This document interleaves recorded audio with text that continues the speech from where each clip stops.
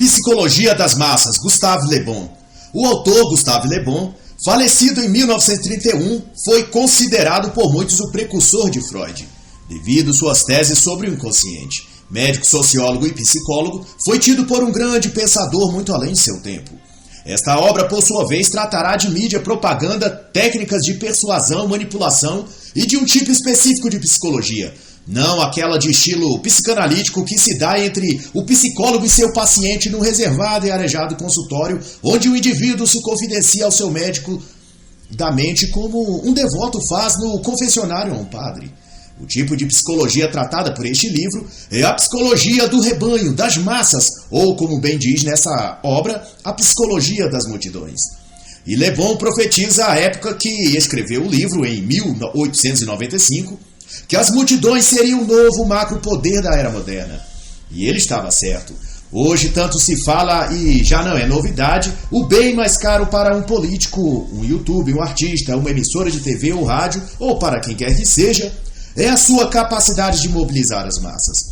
As multidões, na linguagem de Le Bon, ou o gado, na linguagem popular, é o ativo que realmente influencia na era moderna todos os rumos do mundo. Plataformas como Google, YouTube ou gigantes como a Microsoft e Amazon, tanto já sabem disso que investem bilhões de dólares por ano para desenvolver tecnologia de controle das massas, que vão desde softwares ou apps de identificação e coleta de dados, como também entretenimentos viciantes e jornalismo manipulativo, para distrair, seduzir e hipnotizar as massas. Tudo com a finalidade de obter poder sobre as pessoas, e quem controlar as multidões, controlará tudo. As multidões sempre desempenharam um papel importante na história, vai dizer o autor, mas nunca tão considerável como nos nossos dias. É uma característica desta nossa época, vai continuar a dizer, a ação inconsciente das multidões, substituindo a atividade consciente dos indivíduos. Gustave Le Bon também chama a atenção para algo importante. Ele destaca que as grandes transformações de civilização são consequência de transformações na mentalidade dos povos. E, para melhor esclarecer, Le Bon discorre que as alterações que geram as transformações civilizacionais não são determinadas por agitações políticas, mas por uma transformação profunda nas ideias dos povos. Le Bon ressalta também que as verdadeiras alterações históricas, que são decisivas e conduzem à renovação das civilizações, efetuam-se nas opiniões, nas concepções e nas crenças das pessoas. Tais coisas são os efeitos visíveis de transformações invisíveis nos sentimentos dos homens. É o que também vai concluir o autor. E quando a sociedade está em vias de eclodir tais transformações, dois fatores, de acordo com o autor, se evidenciam como base dessa transformação. O ímpeto de destruir as crenças religiosas, políticas e sociais, de onde derivam todos os elementos da civilização. E 2, a criação de pensamentos e ideias que se digam novas e originadas da ciência, da tecnologia e da modernidade. Nesse ponto em específico, posso salientar os clamores da mídia e dos intelectuais orgânicos em todo o cenário brasileiro por dados, números, gráficos, etc. Sempre dizendo numa argumentação que tal pesquisa indicou isso ou indicou aquilo e, por isso mesmo, fazendo dos números e dos supostos critérios científicos toda a base das decisões governamentais e até pessoais. Por exemplo, no caso do vírus chinês em 2020, em que Mandetta, Dória, Wip e vários outros à frente das medidas em combate à pandemia e a favor da quarentena sem fim, citavam como justificativa os supostos dados científicos e, segundo eles, todos deviam se curvar em obediência. Seria o que o professor Olavo já alertou em suas análises, a ditadura da ciência, ou científica. E por isso mesmo, por esse fetiche geral pelos números gráficos e pela inerrância da ciência, que as projeções sobre o tal pico do coronavírus foram todas erradas. Vede, primeiro divulgou-se que o pico de mortes por coronavírus seria em março de 2020. Esse dado, em forma de gráfico, foi divulgado em 20 de março de 2020 e saiu no site da Isto É. Em seguida, a Secretaria de Saúde previu para final de abril de 2020. Logo depois, o grupo Veja Abril, em notícia, divulgou que o tal pico de morte seria em maio de 2020. Logo depois, o novo gráfico foi lançado para junho de 2020 e, para completar a piada, foi lançado para outubro de 2020 a suposta avalanche de mortes pelo vírus chinês no Brasil. Tudo isso só prova, obviamente, o que Gustavo denuncia aqui como escravidão pela ciência e ideias técnicas científicas. E isso como um sintoma de uma sociedade em vias de profundas transformações sociais, políticas e culturais. Resultado, é claro, de mudanças mentais nesses povos, ou na mente do povo brasileiro, como é a questão aqui. Le Bon ainda usa uma frase para enfatizar o que pensa disso. Ele diz na página 4: o poder das multidões é o último grande poder da Idade Moderna. É a força que não está ameaçada diante de tantas que sobem e depois declinam.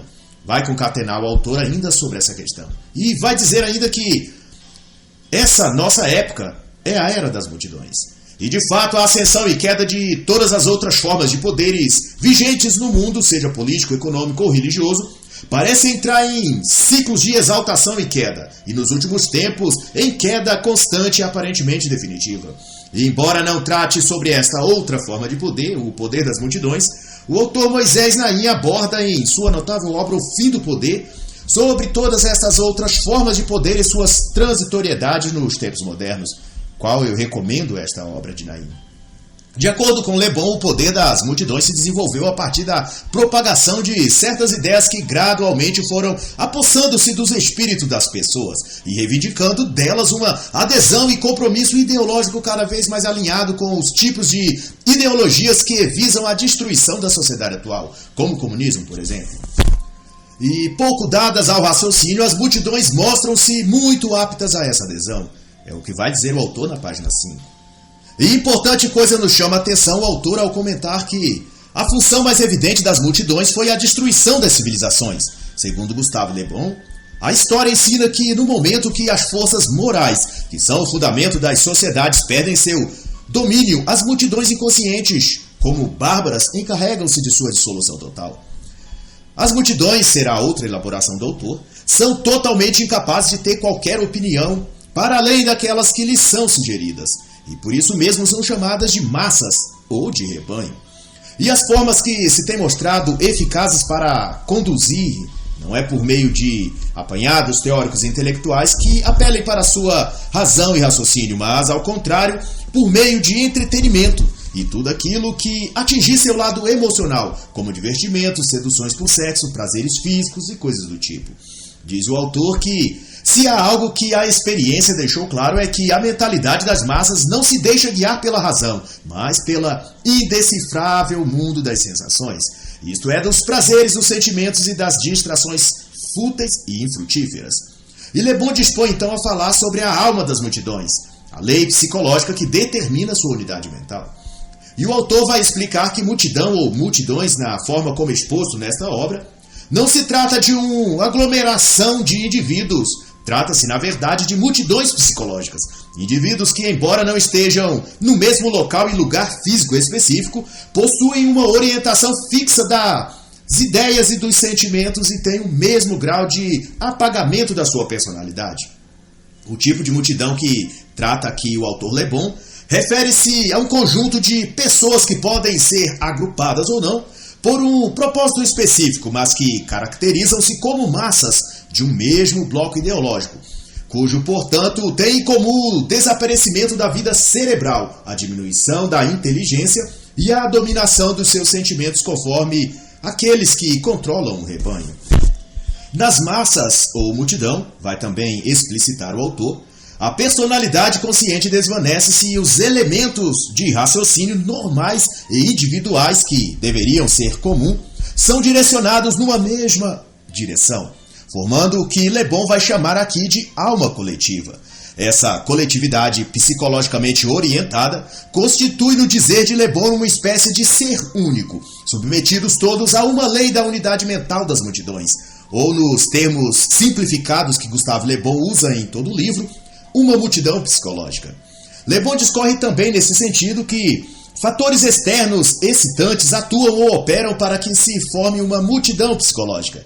E estes fatores excitantes podem ser ideias, convocações em torno de uma pauta, pode ser o estímulo de um ou mais pessoas formadoras de opinião, pode ser figuras públicas ou o próprio jornalismo, por exemplo. E a partir daí, desse excitamento das massas, desaparece-se a personalidade consciente dessas pessoas, e seus sentimentos e pensamentos são então orientados para o mesmo sentido e propósito. Milhares de indivíduos separados podem, sob a influência de certas emoções, adquirir os caracteres de uma multidão psicológica. É a conclusão do autor sobre este aspecto. Em outra parte, Le Bon vai esclarecer que as multidões não podem realizar atos que exijam uma inteligência elevada, pois as multidões não podem acumular a inteligência, mas somente a mediocridade. Pois na alma coletiva, ainda vai dizer o autor, as aptidões intelectuais desaparecem e, por consequência, suas individualidades também desaparecem. São as qualidades inconscientes que passam a dominar as pessoas quando parte de um rebanho. E um dado também de extrema relevância vai o autor dizer que, na vida real, os indivíduos não apresentam um caráter constante. É a uniformidade do meio onde o indivíduo está ou vive que dá uma aparente constância no caráter e comportamento desse indivíduo. Segundo o autor, todas as constituições mentais possuem variabilidade, que podem revelar-se sob uma brusca mudança do meio onde esse indivíduo está. Como esse debate está bem acima da minha estatura intelectual para discutir, digo apenas que não me sinto totalmente confortável com essa teoria, pois ao que se apresenta, Gustave Le Bon parece querer dizer que os seres humanos são aquilo que o seu meio lhe condiciona a ser, numa espécie de tese mais ou menos progressista, nesse particular, é claro, de que as pessoas são resultados do que o seu meio social ou familiar lhe torna. Ele até diz que na Revolução Francesa, fazendeiros pacatos e inofensivos tornaram-se os mais ferozes e sanguinários assassinos revolucionários. Para um tempo depois, quando a tempestade passou e o contexto social se normalizou, estes mesmos voltaram a se comportar como homens pacíficos e virtuosos. Mas eu volto a dizer que não detenho da sabedoria e experiência para afirmar qualquer coisa nesse sentido, a não ser que nos estudos e vida prática do Dr. Viktor Frankl, nos campos de concentração, ele pôde tanto testemunhar quanto nele próprio experienciar que o meio externo não modifica o sujeito nem o molda. No máximo, exalta e atiça as brasas acesas que já queimavam dentro dele. Mas para tantos outros, seu caráter, valores e personalidade só consolidaram-se mais ainda. Ou seja, sob circunstâncias de extrema pressão externa, homens de valores morais e espirituais morreram exatamente por se manterem assim. E Viktor Frankl também cita em sua obra o papel dos capos que, por suas índoles e tendências cruéis e arrogantes, eram selecionados pelos guardas da SS para atuarem como capatazes e verdugos dos demais prisioneiros, enquanto outros negavam infligir mal aos seus semelhantes, mesmo que castigados e mortos por isso. E eu recomendo veementemente para conclusão desse assunto a obra Em Busca de Sentido, de Viktor Frankl. Há também outra obra que tenho por certo que explica melhor essa questão de comportamento, de caráter, etc., que é o livro As 6 Doenças do Espírito Contemporâneo, de Konstantin Neuka. Fica então a recomendação destas duas excelentes obras. De todo modo, o autor parece certo ao dizer que uma multidão, massa ou rebanho possuem uma alma coletiva, e essa alma os faz sentir, pensar e agir de uma maneira diferente do modo como sentiriam, pensariam e agiriam cada um isoladamente. E ao consolidar essa ideia, Gustave Le Bon vai dizer que certos sentimentos só surgem e se transformam em atos nos indivíduos em multidão.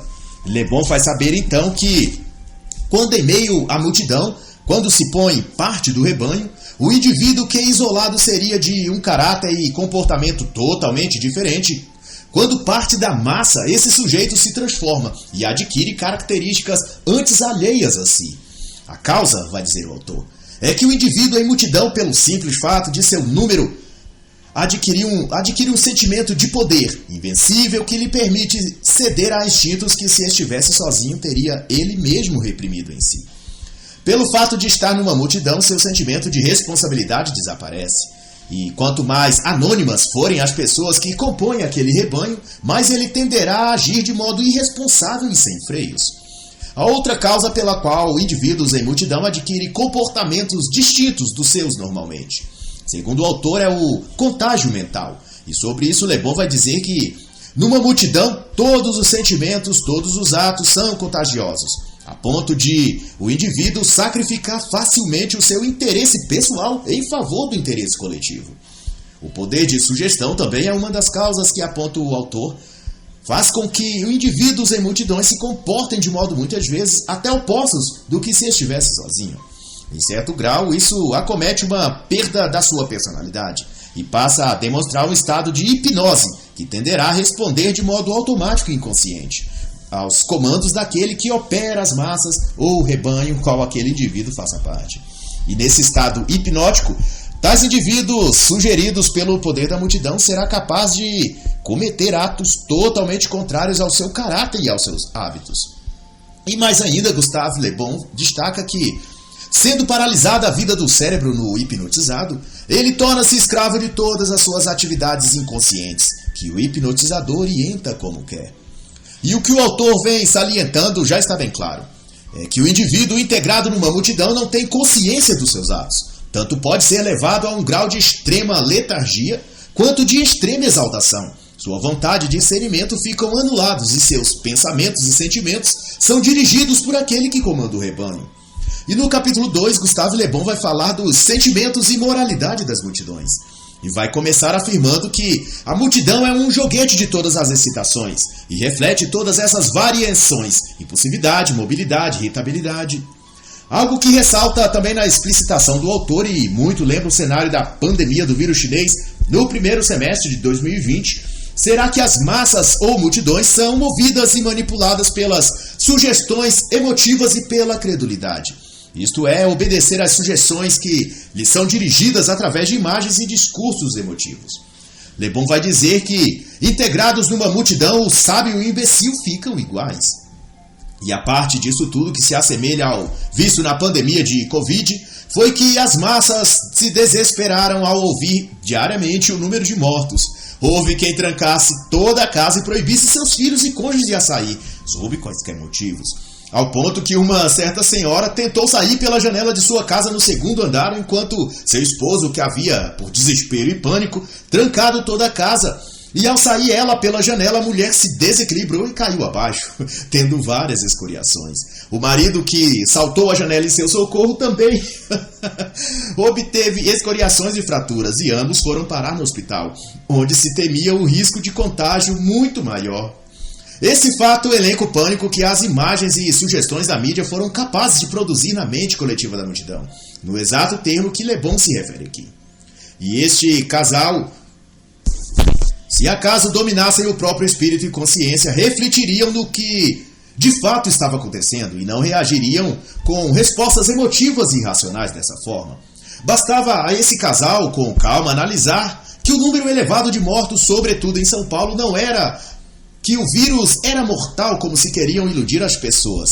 A quantidade de mortos era que, segundo o próprio Diário Oficial de São Paulo, sob determinação do governador Dória, determinou e assim foi transcrito que, durante a situação de pandemia, qualquer cadáver, independente da causa da morte ou da confirmação de exames laboratoriais, deve ser considerado um portador potencial de Covid-19. E, portanto, o que ocasiona esse pânico, medo e desespero não é outra coisa senão aquilo que Le Bon chama credulidade das multidões e de obediência às sugestões. E as imagens evocadas no seu espírito são tomadas então por realidade. Será a constatação do autor sobre isso. E na página 17, Le Bon relaciona uma série de caracteres, ou seja, de traços psicológicos ou de personalidade que se observa na maior parte das multidões. São estas: impulsividade. Neste caractere, as multidões obedecem estímulos excitantes externos. Nas palavras do autor, deixam-se influenciar pelas excitações do momento. São como folhas que o vento leva e espalha para todo lugar. Le Bon chega a dizer que as multidões revolucionárias ao longo da história encaixam-se nessa característica. São levados pela impulsividade emotiva que são despertadas nelas pela mídia e pelos líderes políticos. Um caso emblemático nesse sentido foi o ocorrido na pandemia do vírus chinês, em que bastou os primeiros alardes da Rede Globo na voz típica de desespero dos apresentadores do Jornal Nacional e pronto. No dia seguinte, centenas de pessoas lotavam os supermercados, tomavam produtos das mãos uns dos outros e deixavam claro que estavam sob o efeito do impulso emocional característico do efeito psicológico de manada. Ou seja, o modo rebanho estava acionado, e a partir daquele momento, apenas as diretivas da TV Globo e da grande mídia seriam seguidas por elas. Também o exagero de sentimentos vai destacar o autor, e nesse tópico, o autor vai elencar o típico e muito usado método dialético, muito comum na rotina jornalística e política. Leva-se as pessoas ao extremo dos seus sentimentos, depois ao extremo oposto, levando-as à simpatia e à antipatia, ao amor e ao ódio. Nessa gangorra de emoções fortes, diversas cargas hormonais são liberadas na corrente sanguínea e os indivíduos passam a viciarem-se nessas cargas de adrenalina, noradrenalina, serotonina, dopamina, etc. E como dependente químico passa a necessitar de estímulos externos que despertem neles todos esses elementos hormonais para que se sintam naquele estado psicológico qual estão viciados. A questão é que, uma vez adestrados a tais coisas, passam a ser controlados por aqueles que fornecem os estímulos dos quais eles estão dependentes. Isso explica, em parte, por que indivíduos se põem a passar madrugadas inteiras ou dias seguidos em volta de uma multidão de pessoas em gritos sob o som estridente e pessoas que pulam alucinadas, caem bêbadas e drogadas, totalmente fora de si. Tudo em nome da curtição num baile, numa rave ou numa festa de carnaval. Na realidade, essas pessoas não estão lá porque a música é boa, porque a companhia é agradável ou nada desse tipo. Elas estão lá porque estão viciadas nas sensações emocionais que ali são produzidas. A euforia, o êxtase, a excitação. E o mesmo efeito também leva algumas mulheres a atraírem seus esposos, por exemplo. Não é que tenham um marido ruim, mas porque sua rotina comum e previsível e o sexo habitual com o seu cônjuge não lhe fornecem a carga de emoção, êxtase e adrenalina que estão viciadas desde a adolescência e juventude. Casaram-se, mas têm dificuldade em controlar a abstinência por fortes emoções. Ao manter casos extraconjugais, ativam toda a carga hormonal de que seu cérebro e organismo depende para se satisfazer. O medo de ser descoberta, a aventura do ilícito, o sentimento de ser desejada e cobiçada, a sensação de saber que tem controle sexual sobre vários homens. Tudo isso dá a essa mulher a porção de coquetel hormonal que ela é viciada. E no capítulo 3, o autor vai tratar sobre as ideias, os raciocínios e a imaginação das multidões. E sobre as ideias vai dizer que elas raramente precisam conter verdades para que sejam acolhidas e seguidas pela multidão. E isso também porque o raciocínio das multidões são sempre de caráter muito inferior, ou seja, têm uma aparência de logicidade, mas são desprovidas de análises e comparações mais apuradas. E pode retornar aqui à memória o dito no capítulo 2 sobre o caractere da impulsividade. Esta reação geralmente dispensa algum tipo de análise e reflexão mais detida. Logo, o raciocínio é algo secundário na conduta das massas e multidões. Quanto à imaginação, o autor vai enfatizar que o gado, ou as massas, pensam por imagens, por impressões. As figuras e as mensagens por símbolos visuais são a verdadeira linguagem que influenciam as massas. As ideias só são acessíveis às multidões depois de se revestirem de imagens, é o que vai dizer o autor. É por isso que centenas se reúnem nas salas de cinema ou TV para verem um filme ou seriado. Mas pouquíssimos indivíduos sentam-se num lugar qualquer para ler um livro. É que para compreender a linguagem, a multidão precisa ter acesso às figuras que representam essa linguagem. E por isso mesmo, a linguagem da TV e da mídia serão sempre mais poderosas que qualquer outra. Porque ao mesmo tempo que falam, mostram também cenas e ditam sons, fazem suspense e demonstram preocupação ou medo de acordo com o sentimento e estado de espírito que pretendem fomentar nas pessoas. E sempre dá certo. Há uma obra que considero, então, a mais completa quanto a essa questão. Porém, não é mais possível encontrá-la, salvo talvez em algum sebo. Mas se assim for, num valor extremamente alto. Uma pena. Eu me refiro à obra Era da Manipulação, de Brian Kay. Quando eu a li era bem mais acessível, mas hoje já não é possível encontrá-la. Mas, caso o leitor quiser pesquisar, vale muito a pena. E o autor então vai falar a seguir sobre as formas religiosas das multidões. E a primeira distinção que Le Bon vai fazer é que há uma diferenciação entre a crença e fé dos indivíduos isolados e os sentimentos religiosos das multidões. Este, por sua vez, apresenta-se sob uma forma especial de profundo teor político. E o ídolo ou Deus adotado e adorado quando a massa se reúne é a ideia política, que por sua vez pode ser expressa ou representada por um chefe político, que aquela multidão fanatiza. Foi assim, por exemplo, no caso de Lula, durante anos idolatrado por seu eleitorado. As palavras dele não eram ideias a serem refletidas e ponderadas, mas verdadeiros dogmas a serem seguidos religiosamente. Outro fenômeno que se assemelha é o que tem como ídolo Jair Messias Bolsonaro. E da parte de alguns, manifesta-se também um nível de devoção religiosa, que investe em um e outro a característica que aqui Lebon denomina fé política. E segundo o autor, não é a pessoa em si, nestes exemplos, Lula e Bolsonaro, por exemplo, mas a ideia por trás destes personagens, e não por menos, pouco antes de ser preso quando fazia seu último discurso antes de ser conduzido à prisão, Luiz Inácio Lula da Silva declarou à multidão de devotos que ele não era mais um homem, mas uma ideia. É exato esta a ideia que estes homens representam, que inspiram o ardor do fanatismo religioso nas multidões.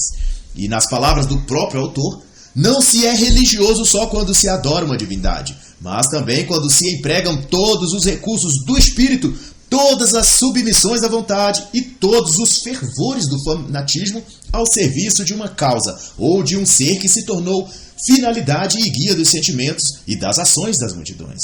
Indico para conhecimento específico disso a excelente obra O Multiculturalismo como Religião Política, de Mathieu Bocoté. E para concluir esse raciocínio, destaca nas palavras do autor que a submissão cega, a intolerância feroz e a necessidade de propagar seus ideais são características inerentes ao sentimento religioso. E o herói que a multidão aclama é para ela um verdadeiro Deus. E ao discorrer sobre as opiniões e crenças das multidões, Gustave Le Bon vai dizer que alguns fatores preparatórios antecedem as crenças e opiniões que as massas demonstrarão em dados momentos. São estes a raça, as tradições, o tempo, as instituições políticas e sociais, a educação. Sobre a raça, Le Bon discorre que o meio, as circunstâncias e os acontecimentos representam as sugestões sociais do momento. Porém, as sugestões da raça compreendem as crenças, instituições, arte, etc. de todos os antepassados daquela raça ou daquele povo, formando um alicerce moral cultural com suas tradições e hábitos. E sobre as tradições, Le Bon vai acentuar que esta está interligada ao conceito de raça, porque envolve em síntese as ideias, necessidades e sentimentos do passado. E o autor então vai dizer: os verdadeiros guias dos povos são as suas tradições. As formas exteriores mudam, mas as interiores ocupam a alma de uma civilização. E tanto por isso Gramsci concebeu que a única forma de modificar essa alma civilizacional é penetrando lentamente em suas tradições e costumes e mudando-os, sem que esse povo perceba o que está de fato mudando, que é a sua identidade e personalidade como povo, como raça e como nação, consequentemente. E sobre o conceito de tempo, Gustave vai dizer que o tempo prepara as opiniões e as crenças das multidões, o terreno onde elas irão germinar. E é justamente por essa razão que certas ideias são realizáveis numa certa época e não em outra. Quanto às instituições políticas e sociais, o autor expõe que sobre isto prevalece uma ideia largamente difundida desde a Revolução Francesa de que as instituições, vai destacar Le Bon, pode remediar os defeitos das sociedades, que o progresso dos povos é o resultado do aperfeiçoamento das constituições e dos governos. E é justo por isso que se ouve em toda a mídia o constante apelo de que as instituições devem continuar funcionando. Esse jargão dos jornalistas e intelectuais orgânicos tem na realidade sua aspiração no conceito marxista de que o Estado contemporiza com as instituições do legislativo e judiciário, formando a tripartição do poder dentro da democracia, mas que bem sabemos que nos bastidores o Estado grande é quem controla o jogo por meio de propinas e compra de apoio parlamentar. Tanto que no governo de Jair Bolsonaro, tendo por referência o ano de 2019 e 2020, tornou-se quase impraticável o presidente Bolsonaro gerir o país. Isso porque o presidente, por motivo de integridade moral e caráter, recusou-se a negociar com o Congresso nos moldes de governos passados, no chamado toma lá da cá. E tal foi a briga comprada com o Congresso, devido a Bolsonaro querer uma gestão idônea e honesta, que o Congresso, em conluio com o STF, chegou a impetrar em abril de 2020 no STF um mandado de segurança contra o presidente Bolsonaro, além de notícias crimes, pedidos de impeachment, etc. E a razão é a insistência de Bolsonaro em não se corromper e dar ao Congresso as benesses que eles tanto querem.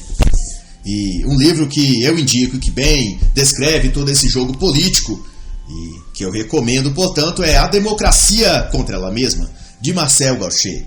E também os 11, o STF, seus bastidores e suas crises, de Felipe Recondo e Luiz Weber.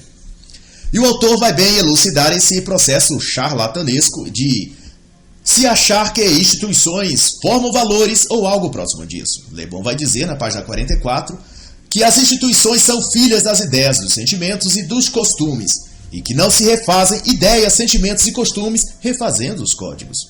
As instituições e governos são produto de um povo e não criadores do povo. Sobre a educação, o autor enfatiza que a ideia central da educação ou do plano educacional na corrente época é a de tornar os homens iguais. Isto é, por meio da psicologia e da reforma pedagógica, busca-se formar indivíduos com pensamentos, comportamentos e opiniões semelhantes. E por isso mesmo esse tópico é fundamental para a formatação das massas, ou para a determinação do comportamento e do controle das multidões. Mas quanto a isso, diversas outras obras já ponderaram a respeito. Portanto, para não ser repetitivo aqui, eu cito apenas as obras que fica a critério do próprio leitor buscar nelas o esclarecimento que julgar importante para si. São elas o Eduqueza em Discurso Direto, de Nuno Crato, Emburrecimento Programado, de John Gatto, e A Idiotização Proposital da América, de Charlotte Thompson.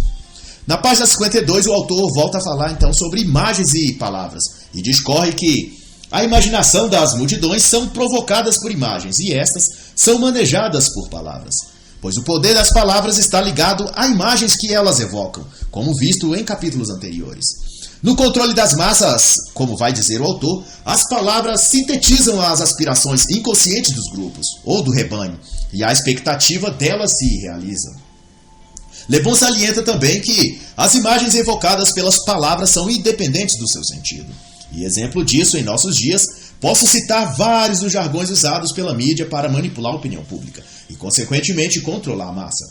Eis alguns: homofobia, gênero, machismo, minorias, controle social, governabilidade.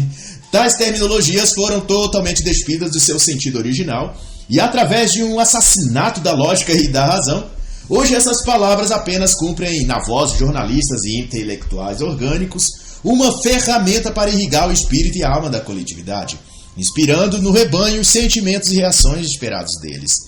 Nas palavras do autor, onde se quer usar as palavras para agir sobre a multidão, é preciso conhecer o sentido que ela tem naquele momento, e não o sentido que essa palavra tem no dicionário ou nas formas do idioma.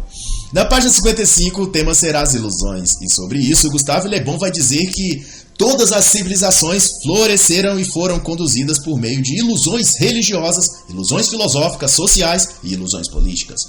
E nesse tópico em particular, Le Bon vai dizer que, das ilusões que se mantêm vivas na sociedade atual, a maior e mais nefasta delas é o socialismo.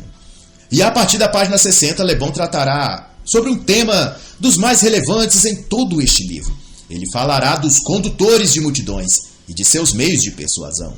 E vai dizer que a constituição mental das multidões demanda o evidente fato de que todos os seres em multidão têm de obedecer a um condutor, porque são estes condutores que criam a fé, que organizam as multidões. A multidão é um rebanho que não pode passar sem pastor, vai afirmar o autor sobre essa questão. A característica dos condutores, ou no dizer do autor, dos pastores desse rebanho humano, chamado nessa obra de massas ou multidão, é que estes condutores não são homens de pensamento, mas de ação.